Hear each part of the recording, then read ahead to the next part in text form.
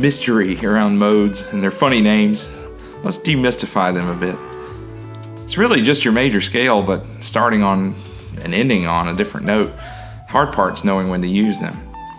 It first helps to know your major scales and their relative minors. Let's take a look. Both C major and A minor have the same notes, but you start in a different place.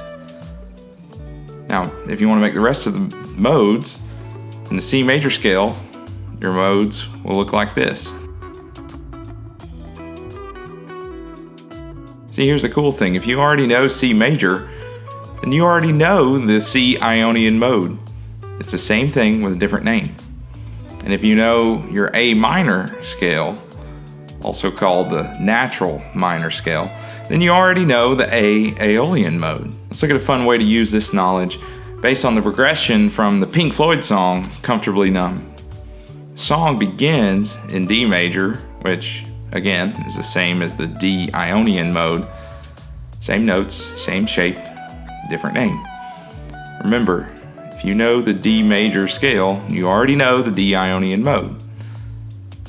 Later, the song shifts to the B natural minor or the B Aeolian mode. Again, same notes, but this time you start on B, and it has an entirely different feel. Let's look at how the ending solo progression goes. Notice it begins and ends with B minor, so you have this long stretch where you can really shred on B Aeolian. So take a look at the scale and look for patterns that can repeat easily. Here's the entire B natural minor or B Aeolian scale. Intimidating, right? But you don't have to use the entire thing, even to shred. Just pick a part of it that's an easy, repeatable pattern where your fingers can do the same thing across multiple strings. Now you can fly. And you know you can use this anytime the song holds over a B minor chord. Take a listen.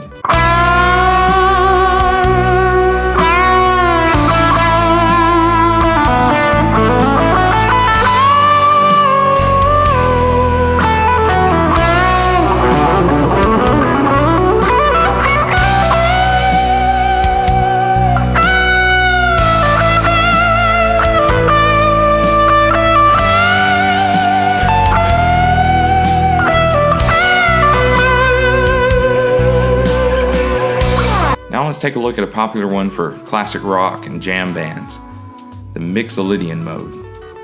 This is common, but understanding the theory behind it is a little tricky.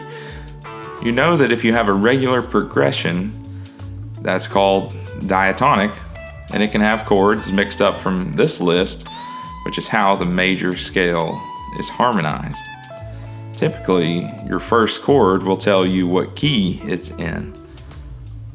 But a lot of rock songs start with a chord and then go to the chord right before it alphabetically. Take AC/DC's Back in Black, for instance. E, D, A. What key is this in? Look it up and you'll get tons of different answers, and you'll even see published sheet music with different key signatures. That's because it's a Mixolydian progression. It's the 1, the flat 7, and the 4. E, D, A. Your normal diatonic progression would have these chords. You'd have an E for the 1, your 4 would still be A, your 7 would be a D sharp diminished chord. This has a flat 7, so it can't be E major. It's E Mixolydian. Let's look at another progression. G, F, C, G. Chords are common enough, but it starts and ends on a G major chord. This causes the listener to hear that chord as a tonal center. There's no F chord in the G major harmonized scale, so the song can't be in G, but it starts in G, so that's why we call it the tonal center. And that's why you would use Mixolydian mode and not something else to solo with. So if your song starts with a chord and then goes to the chord alphabetically right before it, it's possible that you could use the Mixolydian mode of the chord you started on. If it starts on a G, goes to F, you can use G Mixolydian. And if you have a G major scale, it's the same as the G major scale, you just flat the 7th.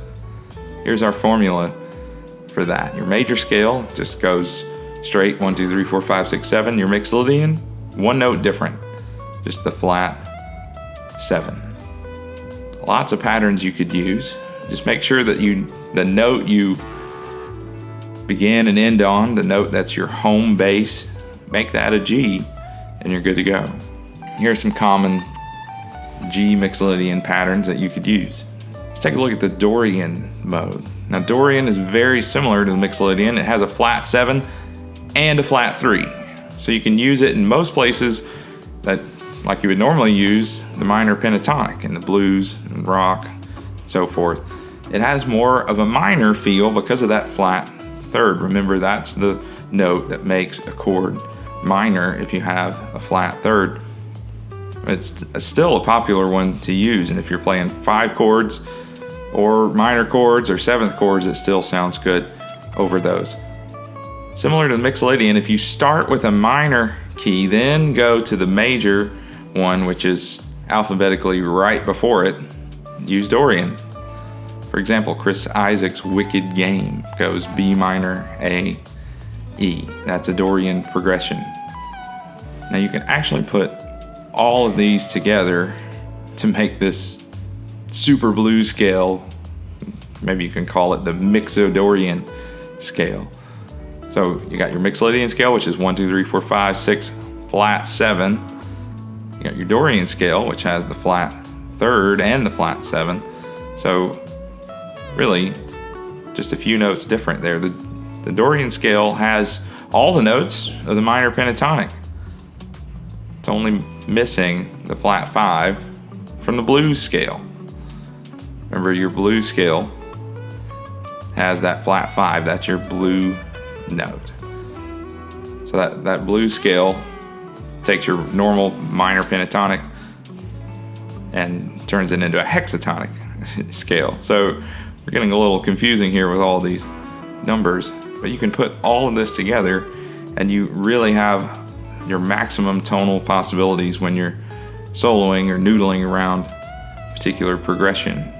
So your Mixodorian blues scale would go a 1, 2, flat 3 and a 3, 4, flat 5 and a 5, 6, and flat 7.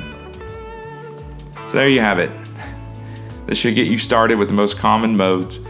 There are some popular songs with other modes, but it gets increasingly complicated and rare. Knowing these 4, Ionian, Dorian, Mixolydian, Aeolian, can take you a long way on your musical journey. Each mode has a distinct feel to it that's more complex than just major or minor. It has a little more possibilities than just your typical pentatonic scale. So it's fine to dive down the rabbit hole, but that's all we have time for today. So have fun. Keep playing.